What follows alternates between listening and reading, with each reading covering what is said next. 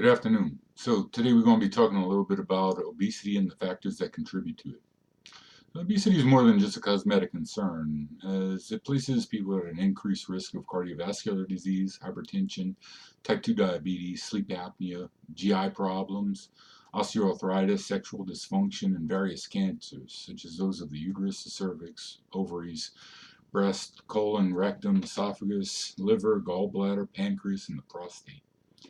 Obesity is a complex health concern with many contributing factors, such as behavioral and genetic ones.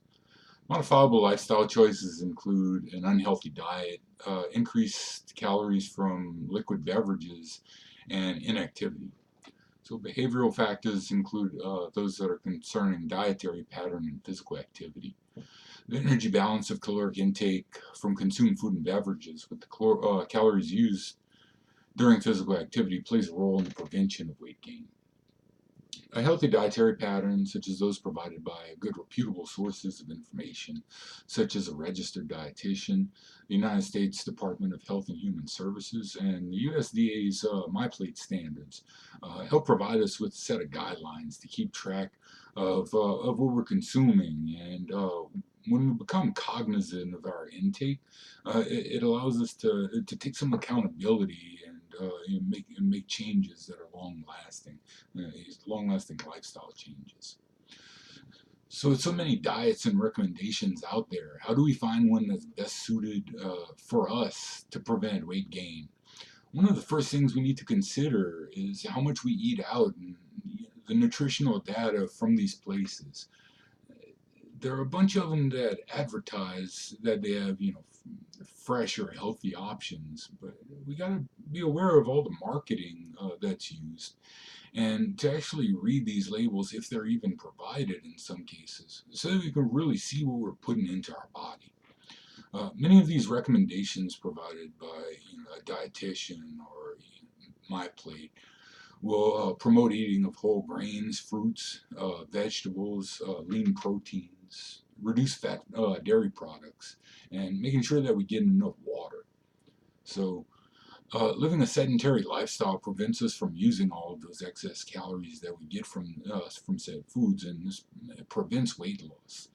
All the time that we spend in front of our computers, like in front of computers at work during our busy, stressful lifestyles, only to come home and veg out in front of a television or a computer doing either fun activities or work. Spending time in front of tablets and phones has been associated with this weight gain as well. So certain diseases such as Cushing's or Prader-Willi syndrome can also contribute to our metabolism, and arthritis can be linked to decreased activity, or can be linked to obesity due to decreased activity, which contributes to this weight gain and prevents us from actually losing it. Medications such as antidepressants, antipsychotics, beta blockers, and some of these, a lot of steroids as well, play a role in weight gain, and in some cases make it more difficult to shed those pounds that have been gained. And by getting sleep is another factor as well. If we're getting too much sleep or not enough sleep, this will affect the hormones that we have that affect our appetites.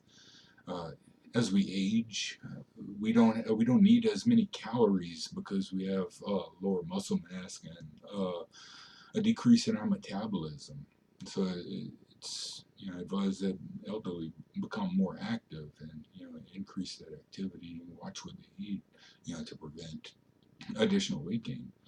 So weight gain is also very common during pregnancy, and many mothers do find it difficult to lose this weight after birth, which can also contribute to obesity.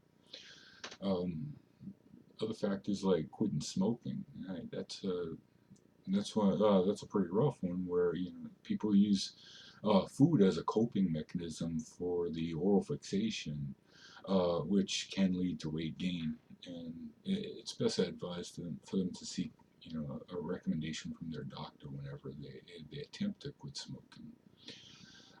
Stress stress affects your mood and well-being. People who are under high stress are more prone to seeking out high caloric food when experiencing these situations. Our natural microbiota, our healthy gut bacteria, can be affected by the food choices that we make, and this can contribute to weight gain and also to difficulty losing this weight. Um, Previous history of attempts to lose weight can contribute to obesity as well, because when we experience weight loss, it's followed by rapid weight gain. You know this can slow down our metabolism further, and prevent us from trying to lose weight again. Most of these risk factors that are here can be counteracted through healthy diet, physical activity, and exercise, as well as behavioral changes.